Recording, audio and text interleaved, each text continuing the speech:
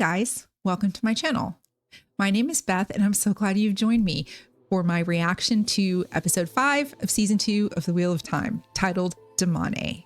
If you were here with me last week, you saw me reacting to episode 4, which I thought was my favorite episode of the entire season, and I am really excited to get into episode 5. A little bit of backstory about me and my history with this show. Wheel of Time is based on a epic fantasy book series written by Robert Jordan. It is my favorite book series of all time. The first book was published in 1990, and it took over 20 years for the entire series to be completed. As a matter of fact, Robert Jordan passed away before he was able to complete it, and the brilliant Brandon Sanderson stepped in and completed the novels based on the notes that Robert Jordan left behind. I started reading The Wheel of Time in 1991 when I was 17 years old and a senior in high school. I am 49 now, so I am not a young person. This book series has been with me from my entire adult life, and we've had some on again and off again, and some cooling off periods and some warming up periods.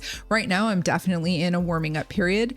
I acknowledge that this TV show is not a direct print to screen adaptation, and I am okay with that. Season 2 so far has been leaps and bounds better in every quality. Acting, the cast has, kind of come into their own and they're comfortable in the skins of the characters that they're portraying. The production quality has gotten better. SFX have gotten better. I am so thrilled with this series this season, and I can't wait to see what they're going to do tonight with episode 5. So without further ado, let's dive right into it. But actually, before we go into without further ado, let me remind you about the WGA and SAG-AFTRA strikes that are going on right now. There's a link below, as I've had every week so far, to the ECF, which is the Entertainers Community Fund or Entertainment Community Fund, which helps people who are currently on strike get some of their needs met: food, rent. Those bills still need to be paid, even though actors and writers are not being compensated right now. So let's not forget about those awesome folks striking for fair wages and representation.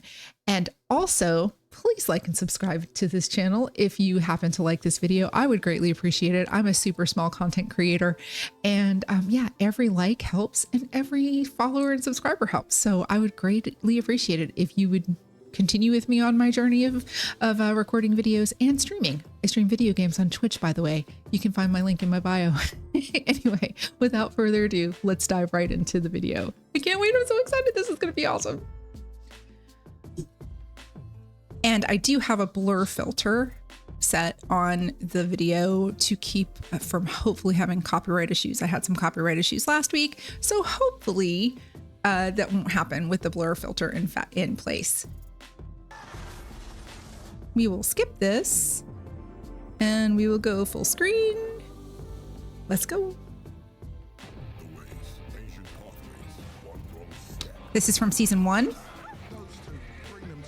Let's watch the recap. Child Vow to the White Cloaks. Another great part from episode 2. From season 1. This is from episode 2. There's a Shamael. Oh yeah, and we saw the unaliving of Uno, which was traumatic for me. So when we find out there's more to Leandrin than what we think. Elias. And we met Hopper the Wolf, who is a fan favorite from The Wheel of Time. Varen, Maureen, Celine.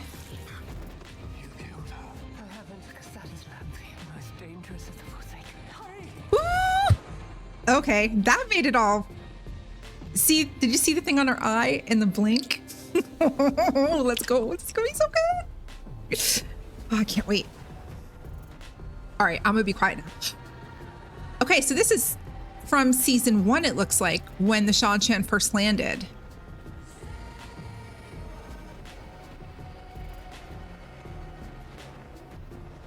Ooh.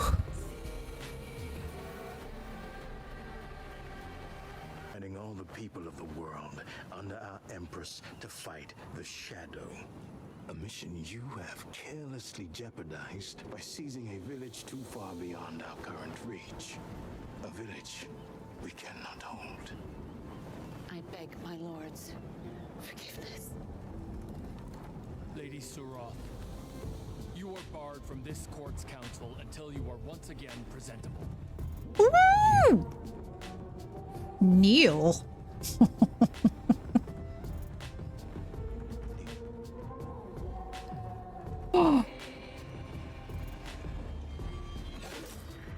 Okay, this explains a lot.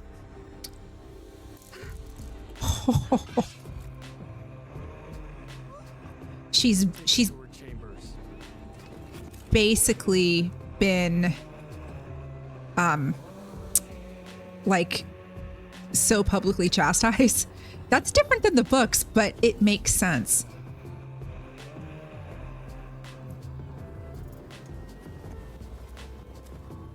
My lord, one more thing. A gift from the village we captured. I know you're a collector of ancient things.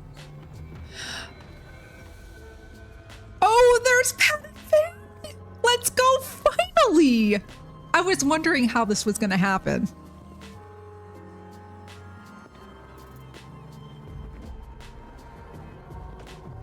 Hi, Lord Tarak. I give you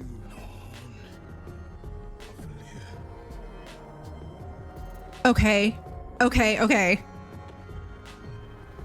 I'm very interested to see how they have made this horn look, because we have not seen the entire thing yet. And it almost looks like it would be like a French horn or a coronet or a trumpet or something based on the size of the case. I always pictured it much grander than this. And actually that it would look kind of like a military coronet if you think about almost a bugle, basically. Let's see, what does it look like? With this, the whole world will be ours. That's from earlier previews. Oh, they didn't show it? I'm a little miffed that they didn't show it. The true power to heal herself, which, again, I'm kind of okay with this, to be honest with you, and we'll get into what the true power is. I don't want to like give anything else away. Oh, she's pissed. Oh, she's angry. Oh. Commandeering your fastest horses on behalf of the Amelin seat in the White Tower. There's no way I'll let you just take my horses. You're coming with us. And if they're not saddled in 2 minutes, I swear you will regret this night for however much longer your life lasts. She will. It wouldn't last very much longer with... How are we going back to? What are you doing? There are 4 horses. I cannot give her a way to follow us. No. Oh, God.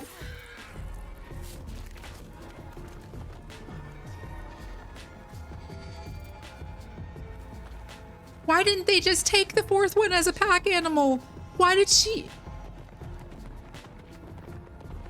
I am not okay right now. I'm not okay. That just goes to show how merciless Maureen can be. What everything she's going to do to fulfill her mission. Where does this road lead? Why? Tavalon.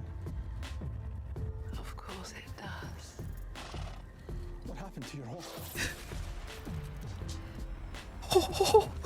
That's Lanfear. I have a feeling they're probably going to redshirt this 3rd person.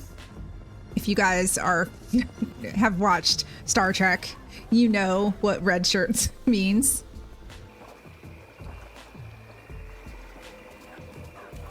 And Hopper came. Oh, God.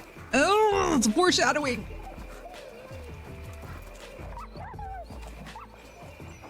What is it?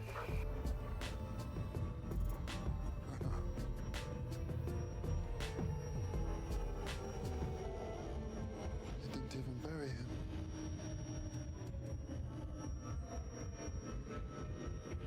Oh, they put his body in a cage. And the Borderlanders believe they have to be buried. That'll be loud, but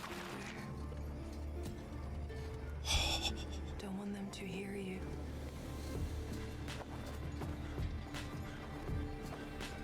Wetlander. Just passing through. God, that's him in Malta. Oh my God, he's in this episode. Took 11 of your questioners stake her spear. And Tarvalin There's the White Tower. Varen! We love Varen. We love her. How did you attack us with the one power? You broke the 3 oaths. I've broken many more than that. This is where we learn the truth about Leandrin. Oh my god! This is an interesting take. Totally not from the books. Finished pouting. You're the one that wanted to go to that filthy fishing village. For what?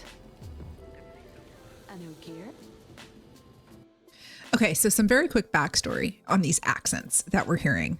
So when Robert Jordan wrote The Wheel of Time, his world, basically the remnants of what we know of today as Europe and maybe Eastern Asia is where the majority of the story takes place. In what is now known as North America is where Arthur Hawkwing's descendants traveled to and kind of created their own society and empire, the Shanshan. They were supposed to speak with Texan accents. So they haven't gone full all out Texas. I live in Texas, so I'm very glad. Very glad. It does seem, though, that we are hearing some variations of different dialects from North America, though, as opposed to the European, English type accents that we're hearing from the main cast. So I'll be very interested to see how well, and most of these actors are European and their American accents are actually pretty good. Or your pet wolf? My name is Avienda. I love her. Nine Valley Scepter the Ta'adat. That's mine. My water is yours. I have to pause it because I'm going to get emotional here. I can't believe that I am getting teary-eyed hearing that for the first time. Holy crap. Okay. Lifelong fan, like I said, since I was 17 and I'm 49. So, let's go. Let's go. I'm Perrin. Ibarra.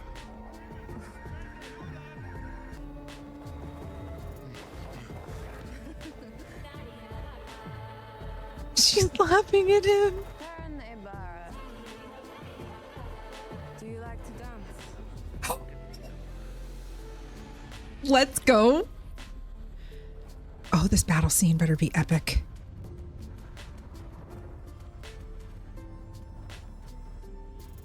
Oh my god.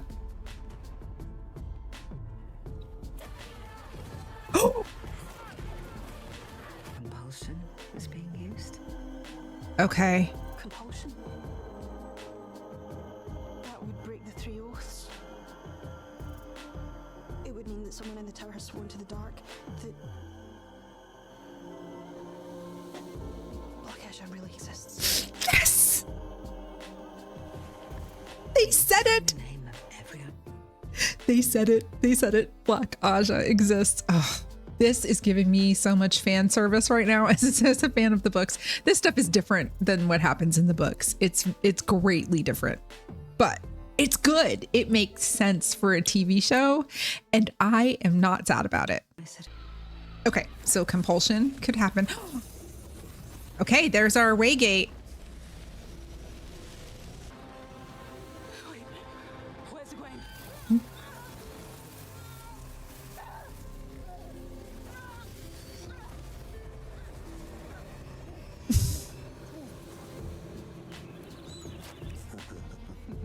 The power struggles of the Forsaken between them is ever going. And now, is her hair in a ponytail or is her hair short now?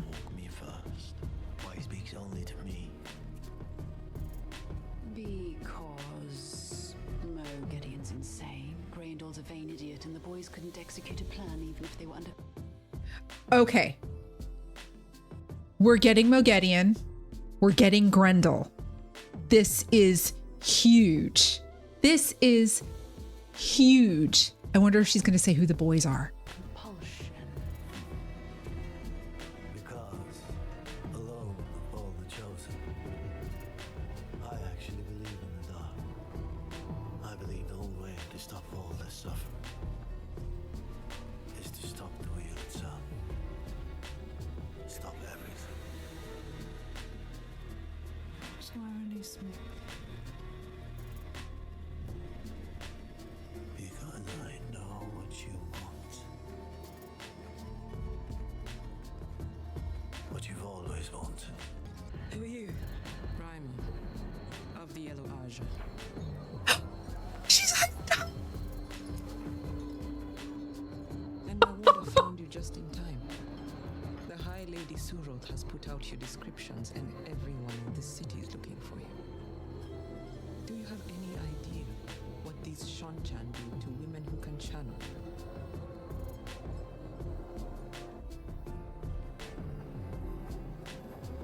Oh, a queen.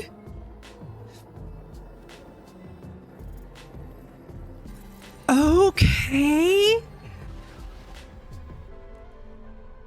Oh my God. What is it? You sure you don't want to get some sleep? Time to go. No, actually. We're staying. She's had ample opportunity. But she hasn't. What does she want? I don't know. If you'd asked me a few days ago, I would have said she wanted me to be with me.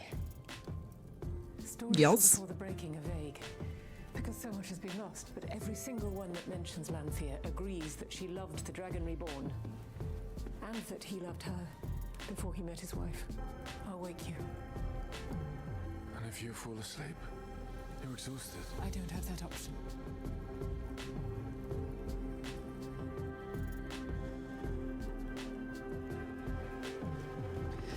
This episode has actually been pretty freaking good. I'm not gonna lie. It's been pretty good. Except no Matt and no Min, which next week better be all Matt and Min. And Battleland.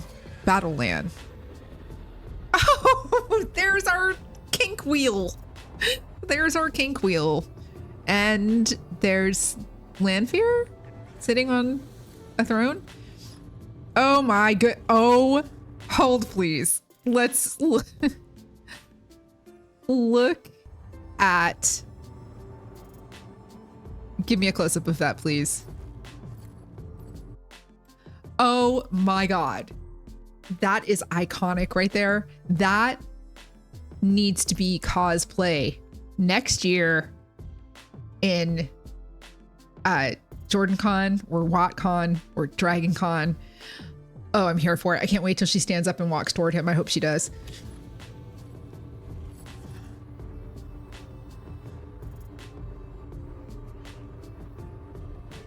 Oh yeah, and her hair is short. Finally. Oh, seriously? Oh, it ends like that? Okay, I'm going to watch the preview for next week real quick so we can see what's going to happen next week. I know a lot of people don't do that, but I totally do. And then we'll recap. If you are dark friends want to Lanfear, you shall not leave this place. Move aside. Oh, they think Lan might be a dark friend? Say it's true. Then all of our sisters are in grave danger. There's a place on the outskirts of the palace complex where they keep the Damane. They call it the kennels. What is this place? Your home. Underneath that sweet exterior, if anyone can survive that place, it's her.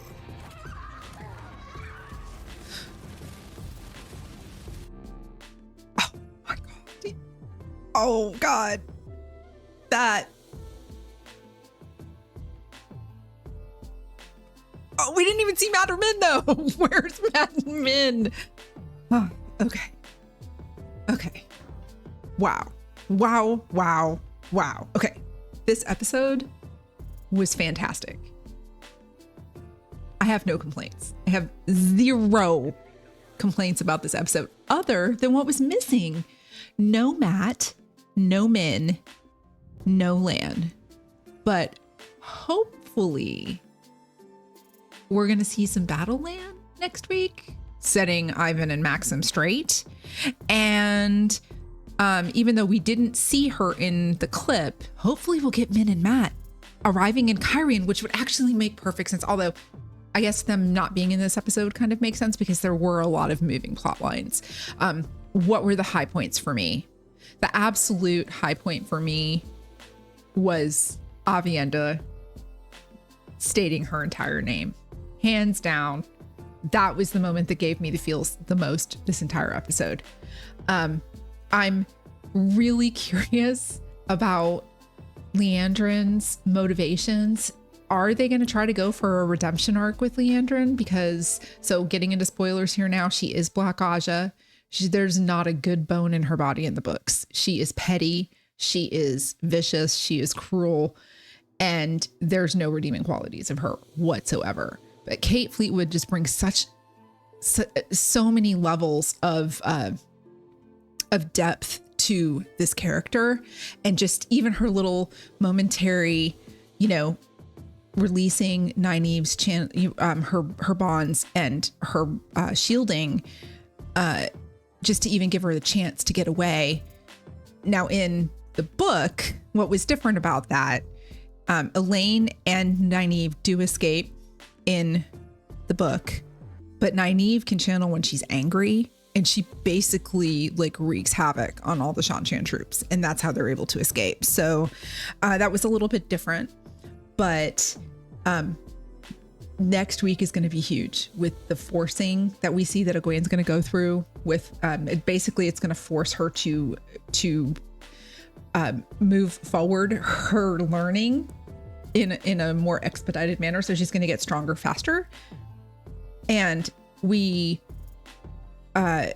know that they're going to basically, Loyal knows that Egwene has been captured as a Damane.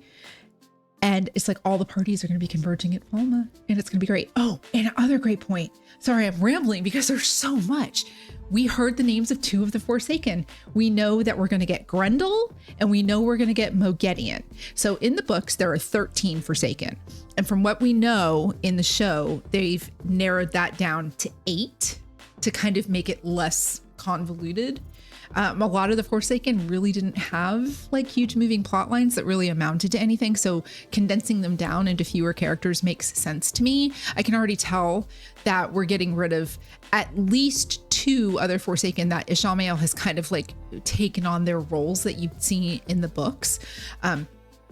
And I really like what they did with the presenting of the horn the way they did. They kind of combined 2 characters, Bail Doman, who we saw briefly in episode 1, I think, maybe 2 of this season. He's the one that gave Maureen the poem that she bought it from him that mentions the dark prophecy that mentions Lanfear. And he was originally captured by the Shan-Chan, and he had several old trinkets. He didn't have the Horn of Valir. Pat and Fane had the Horn of Valir, and he presented it. So he kind of merged those 2 storylines together, but I'm okay with that. And yeah, oh my God, it's so good. And we got to see the White Cloaks again. We got to see Eamon Valda, the actor who plays Eamon Valda, and I cannot remember his name off the top of my head right now, is amazing. And I really hope we get to see more of him this season because he's a zealot. I don't want to think that he's a dark friend or affiliated with the dark. I just want to think he's a religious zealot. Yeah, it's good.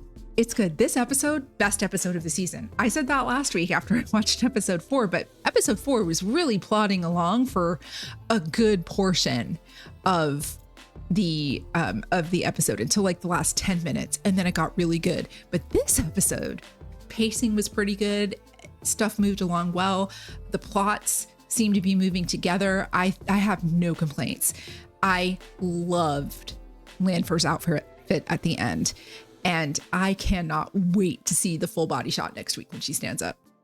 it's going to be chef's kiss. You guys, thank you so much for hanging out with me. If you have hung out with me this long and you're still here, please consider subscribing, liking this video. I'm a really small content creator, and all of the likes and mentions and everything really mean a lot to me and help me out. And if you're into video games, you can find me over on Twitch, and my information is in my bio, and I stream video games over there. I'm currently just playing some Overwatch and some Fortnite, but I'm going to be diving into Assassin's Creed Mirage when it comes out in about 2.5 weeks. So I would love to see you over on Twitch as well. And you guys, again, thank you so much for hanging out with me, and have a great night. And let me know in the comments what your favorite parts of this video were and of this episode, because it was good. There were a lot of parts, and I'm sure there was some stuff I missed that really could have been worth talking about. So let's talk about it in the comments. Thank you so much. Talk to you later. Bye.